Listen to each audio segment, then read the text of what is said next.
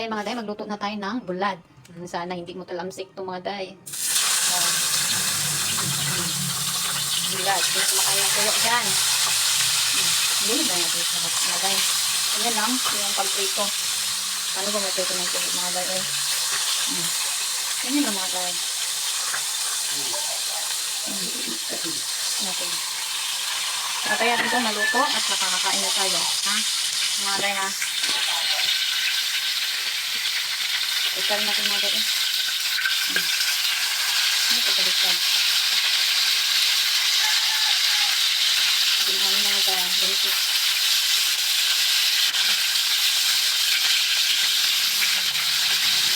Ganyan talaga. Ay. Ayan, malapit na maluto mga day. Kakain na tayo pagkatapos nito. Kumain na tuyo dyan. Tapos may ampalaya at itlog pa tayo. Ayan. Sobrang sarap. Antayin natin itong maluto at saka kakain na tayo pagkatapos nito. Ayan lang. Ayan. Luto na yung itlog at saka bulad ay tuyo. At saka, ano to, ampalaya. Ayan. Ayan po. Ulamin natin mga day. Ayan mga day, may ano na tayo mga day. Mag-almusal na tayo ng print ako dyan mga day kasi naka-umpisa na akong kumain dyan ha.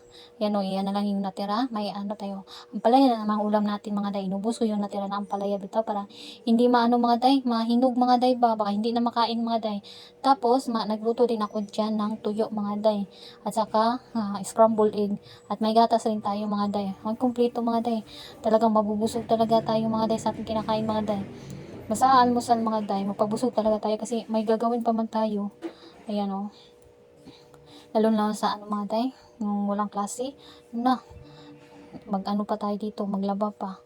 Magkakain talaga ako ng almusal mga day. Ay, walang hindi ako makakain ng hapunan, basta importante yung almusal. At saka yung tanghalian, ayaw tanghalian parang snack-snack lang mga day ba. Pero minsan mga day, kakain din ako mga day. Pag ano ako magutom mga day. Minsan mga day, mag-snack ako sa tanghalian ay yung mga 10 or 11 magmerienda ako mga day, hindi na po ako kakain yan. Pero sa umaga mga day, kakain talaga ako mga day.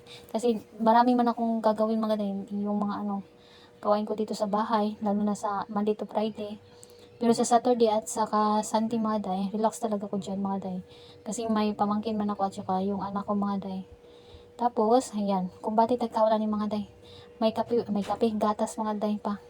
Gatas din tayo mga day para mulikon po datong bukog ay higop tayo mga day. Higop-higop lang tayo dyan mga day. Yan, medyo mga ano mga day. Yung, kanina pa kasi ako dyan kumakain mga day. Nakalimutan ko mga day.